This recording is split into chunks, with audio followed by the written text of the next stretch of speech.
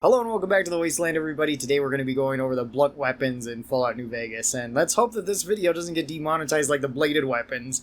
Not entirely sure why that one did, besides just the fact that I said bladed in the title. So if this one says something weird like bonk weapons, that's the reason why. So let's hop right into this and start ranking the weapons. And our very first weapon is the 9-iron. 9-iron is a weapon that you can get extremely early on into Fallout New Vegas. There's actually one that spawns very close to Good Springs. It's actually just outside of Good Springs in a little shack. I think there's also a machete in there too.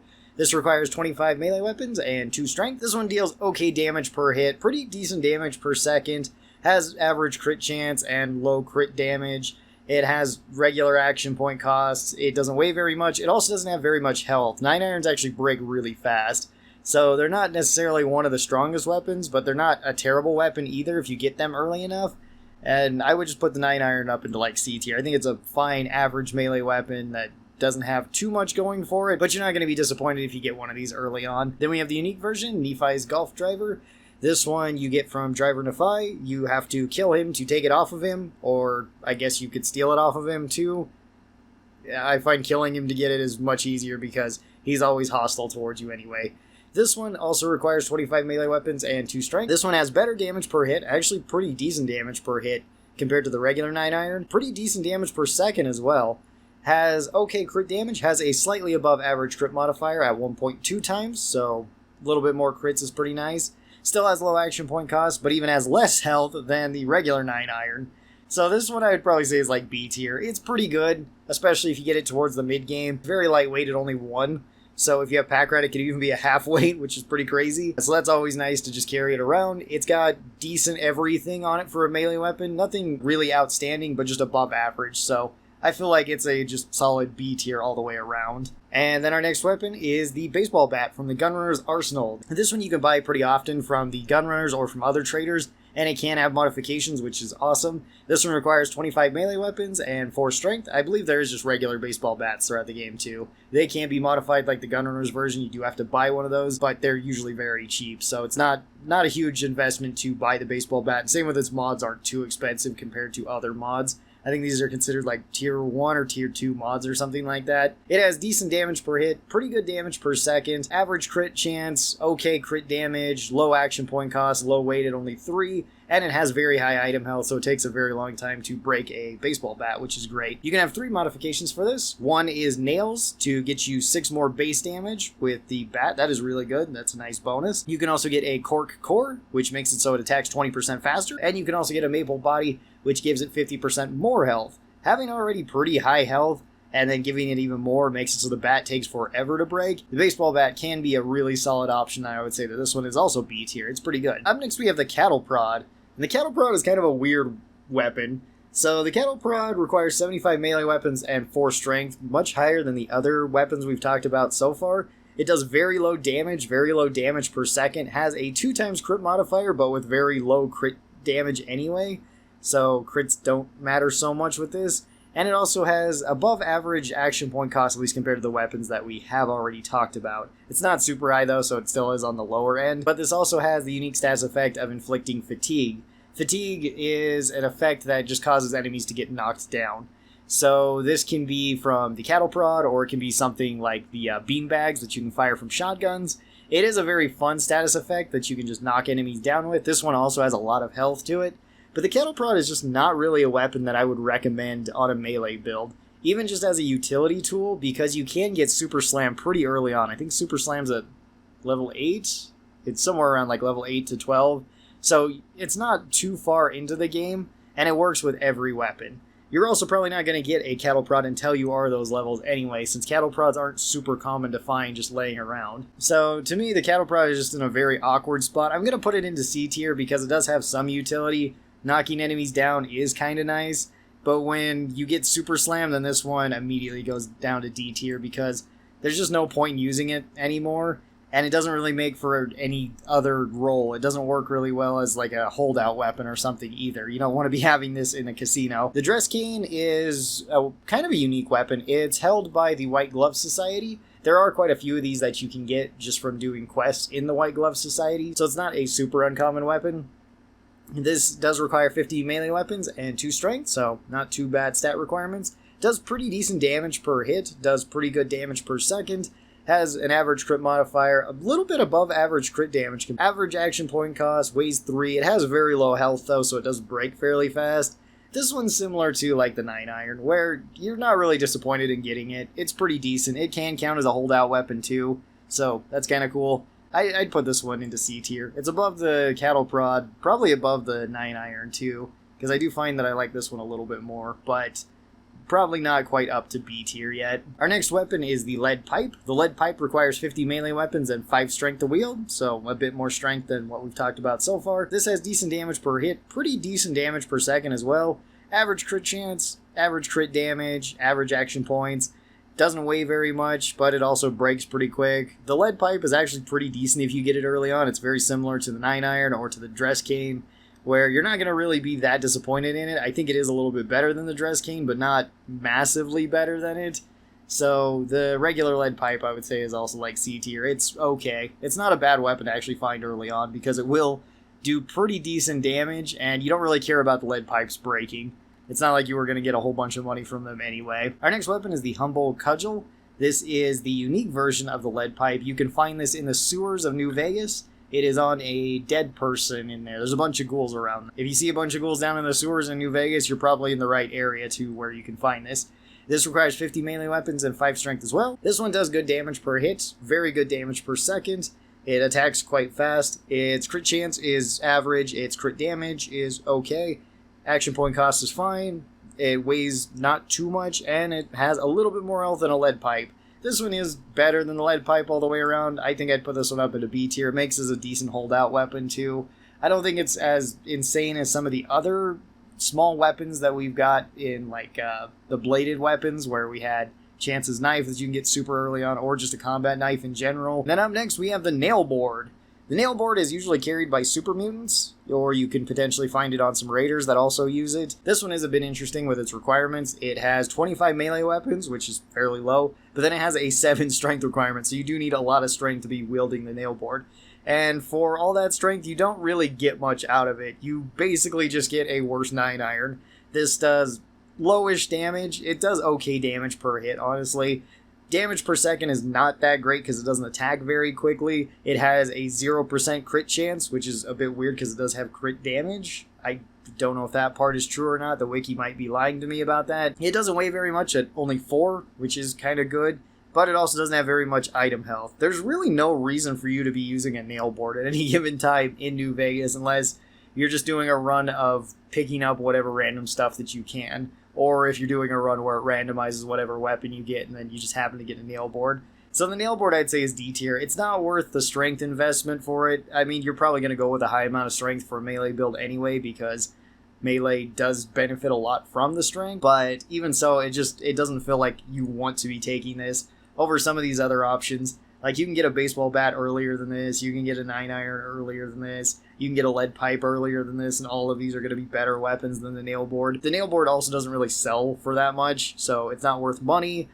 About the only thing it's really good for is like jury rigging fodder, where you can just use it to fix up any other two-handed melee weapon, like use it to fix up a chainsaw or use it to fix up a super sledge or whatever, where then it's amazing to have these around, but they're still not even the best for that role. Our next weapon is the police baton. The police baton actually requires 0 melee weapons and only 1 strength, so any build can use this, which is pretty cool. This does low damage per hit, very low damage per second. Crit is normal with low crit damage. Action point cost is about average. Weight is low at only 2, and it has decent health, so it's not terrible to grab early on, but it is probably one of the weakest like early game weapons that you can actually grab. And you really don't want to be using these outside of the early game. Unfortunately, there's just not really a reason to grab the police baton, because you can get things like lead pipes or knives or some other options very early on. I mean, one is coming up in the shovel, which is just a better overall weapon. You can sneak this into places, so it has that kind of going for it, but I would probably put this one into D tier. Just really doesn't have a whole lot. Then we have the tire iron, which is another weapon that you could get early on. The tire iron also requires 0 melee weapons and 3 strength. This has decent damage per hit, Fairly low damage per second though. Average crit chance and crit damage is kind of low, not really that great. Average action point cost, it does weigh 3, so it's not too heavy either. And it has really high item health, which is nice. Grabbing a tire iron early on is fine, and that's kind of it. You can also sneak this in. I would still rather have something like the lead pipe over this, but I'm going to put the tire iron into C tier, because at least it's okay. It's not going to break super fast. They are super common to find too. So if it's your only melee weapon, or a melee weapon you just enjoy using, it's overall okay at kind of everything, but not amazing or even above average at anything. Our next weapon is the shovel, which the shovel is surprisingly good, especially with how early you can actually get a shovel. Because you can get this right at the Good Springs water source, and then you can go dig up some graves with it, which is great, but it also makes it for a decent melee weapon that you can get early on. This has a 0 melee weapons requirement and only 3 strength, so most builds are going to be able to use this very easily right out the gate. This has low damage per hit, but okay damage per second. It does have a 3 times crit modifier with slightly above average crit damage, at least compared to its regular damage. Average action point cost, it only weighs 3, and it has very high item health. So the shovel is actually one of the better melee weapons you can pick up early on, at least compared to the other ones that we have here, because it's probably going to last you for quite a while, and it has an extra utility to it. That being said, the shovel is still not amazing, and you're going to want to switch it out for some of the other options later on. I would probably still take something like a baseball bat over the shovel, but hey, shovel I would say is like high C tier, bordering on B tier. It is okay enough. And then we've got the pool cue. And the pool cue has like one job that it does extremely well, and that is being repair fodder, basically. So the pool cue requires 0 melee weapons and only 2 strength. This does fairly low damage per hit, low damage per second, has no crit modifier. Again, I'm not sure if that's true or not, but it is what I see on the wiki. I don't remember hitting crits with the pool cue, but maybe. Even if it does, it has low crit damage anyway, so it doesn't really matter. Average action point cost, this does only weigh 1, which is kind of its claim to fame, because you can stack up a bunch of pool cues in your inventory, and they don't take up very much weight. If you have pack rat, it cuts it in half to just half a weight, so you can carry around twice as many pool cues, and you're not going to be using pool cues as weapons. You're going to just be using them in conjunction with jury rigging to repair all of your other two-handed weapons. Again, your chainsaws, your super sledges, your big heavy weapons, either to make money from selling them or to just keep them in top condition, because the pool cue also has terrible health. So the pool cue is also going to go to D tier. You're never really excited to get a pool cue, unless you're just using it for repair fodder, in which case then, yeah, they are awesome and you can collect a ton of them. Alright, let's move on to a pretty good melee weapon, which is the War Club. The War Club requires 25 melee weapons and 2 strength. You get this in the Honest Hearts DLC. You can buy this from Joshua, as well as Dead Horse Tribe uses this as their primary weapon, so if one of them dies near you, you can loot this off their body. This one does okay damage per hit, pretty high damage per second though, and having okay crit damage. Action point cost is fairly low, and it does have a fairly low weight of 3. It also has good item health, and you can also modify this with 2 modifications, where you can have the casings, which gives you a +5 to your base damage. That's really nice. And you can also have the honors, which gives it 25% more attack speed. This one also is weirdly affected by the cowboy perk, because this counts as a hatchet, which is kind of nice. And one other thing that's kind of cool about this weapon is you can actually move quite fast just by using the power attack if you wish to get places. The War Club is actually a pretty solid option. You can also sneak it into areas, and it has more health than something like the cudgel. So I think this is our very first A-tier weapon. I think it's pretty good. It doesn't outcompete a lot of the bladed weapons, though, that you can get early on, like Chance's Knife, Blood Nap, the Bowie Knife, stuff like that. It's still going to lag behind, but compared to a lot of our other blunt melee weapons, it is probably the best one that we have up here right now. Then up next, we have the Rolling Pin. Back to kind of garbage weapons. The Rolling Pin has 0 melee weapons requirements and only 2 strength, which is probably 1 strength more than it should. And this one does incredibly low damage per hit, very low damage per second, has no crit modifier for some reason. I don't know why. Even if it did, it has okay crit damage, at least compared to its regular damage. It's still extremely low. Action point cost is average. It only weighs 1, so that's kind of nice. The Rolling Pin is absolutely D tier. It's probably one of the worst weapons in the entire game. Then up next, we've got the Rebar Club. The Rebar Club you can get fairly early on. Sometimes the Nightkins have this over at the Retcon test site, I believe. I think that's the place. It's one of the retcon buildings. Where you can find this on their bodies, this one does have high requirements at 50 melee weapons, which isn't too high, but 9 strength, so very high strength requirement. This one does pretty good damage per hit. Not so high damage per second though, because it doesn't swing very fast. It has a below average crit modifier, it has below average crit damage, it has high action point cost, and this does weigh 9, which is kind of unfortunate. If it weighed 10, that would be better, because then you could take heavy weight and cut its weight in half. But unfortunately, you can't do that with a weapon that weighs 9. It does have decent health though, and these are actually okay to sell if you want money. They're all around an okay weapon for the mid-game, but nothing that's really that spectacular. Again, I'd rather have something like the baseball bat or the unique golf club or something, so I'm going to put the rebar club into C tier. It's okay when you get it, and it can smack around some of the enemies pretty well, because you don't necessarily need the fastest attacking melee weapon either, at least not against a lot of enemies. It does help against ranged enemies. But then we have the unique version of this. Sort of, it's technically considered the unique version. This is the Nuka breaker. The Nuka breaker also requires 50 melee weapons and 9 strength. This one does pretty good damage per hit, decent damage per second. It still doesn't swing super fast, but it's slightly faster than the rebar club. It does have an above average crit modifier at 2 times and has good crit damage, as well as its action point cost is a little bit less than that. It also weighs slightly less at 8. And it has even more health. So the Nuka Breaker is actually pretty decent if you want to grab it. You do have to buy this from Mick and Ralph's, unless Mick and Ralph are both dead, or I guess I think it's Mick that sells you the weapons, is dead, then the gun runners will also sell this. So it is a little bit pricey to get, and it's okay all the way around. This one I would say is like B tier as well. It's not a weapon that I really go for with the blunt weapons, or even with melee weapons in general, just because it does cost a decent amount of money just to get. And there's a lot of the other melee weapons that you can get far cheaper or easier. Something like the War Club is much easier to get. Chance's Knife is way easy to get. And some of the other weapons we're going to be talking about are a little bit easier to get than this too. Our next weapon is the Sledgehammer. Sledgehammers you can find relatively common around the waste. They require 50 melee weapons and 7 strength to wield. This does kind of not great damage per hit. Fairly low damage per second too, at least comparative to some of these other weapons. It has an average crit modifier with average crit damage. Action point cost is fine. It weighs 12, so heavyweight can cut this in half to 6, and that's okay. All the way around, the Sledgehammer is also just kind of decent, so I'm going to also put this C tier. It's kind of on par with a lot of these other weapons. I'd still probably end up using the shovel more than the Sledgehammer. Then we move on to the big boys. We've got the Super Sledge. The Super Sledge requires 100 melee weapons and 8 strength, so a very high amount of investment. These ones hit really hard per hit. They do good damage per second. Their crit chance and crit damage is kind of average. Not really the best, but it's alright. Action points are also a little bit on the high side. They also weigh a lot at 20, so taking something like heavyweight can help because that'll cut it in half to 10, which is awesome.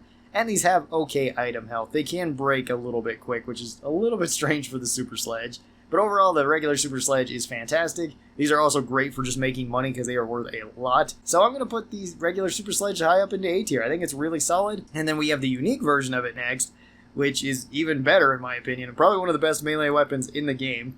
This is Oh Baby. Oh Baby can be found in a cave north of Jacobstown. It is next to a dead Nightkin or Super Mutant, one of the two.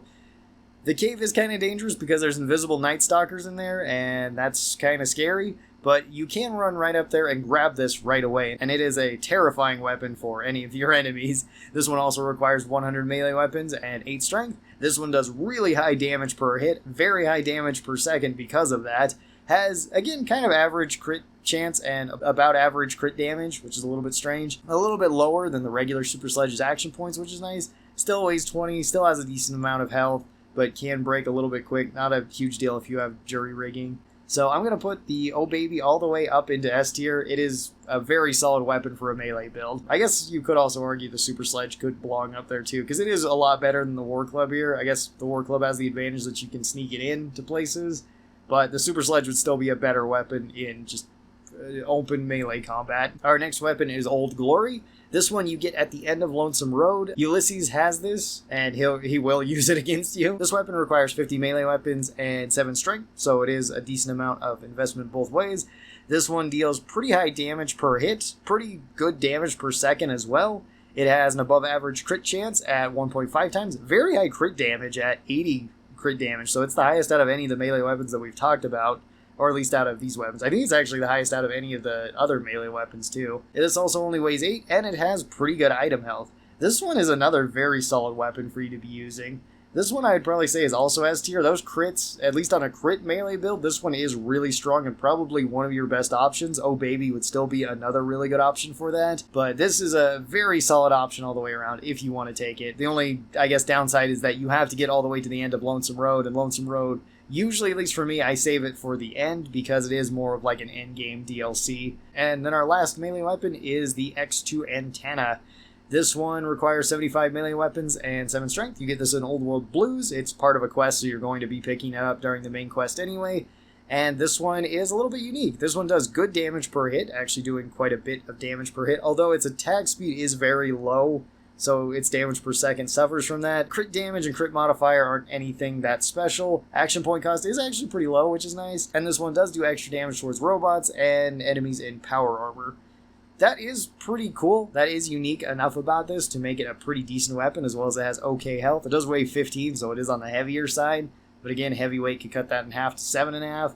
And this one is pretty decent. I would also say this one is either A tier or B tier. I don't know if I'd rather have it over the Nuka Breaker or not. Against robots, yes. Against non-robots, maybe not. They're probably both about equal. I guess I'd put it up here just because it has an extra advantage against robots.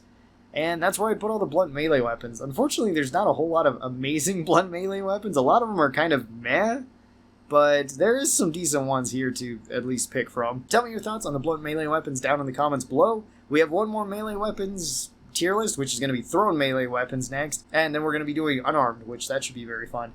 Thanks everybody for watching this. I hope you guys enjoyed it, and I will talk to you next time. Bye-bye!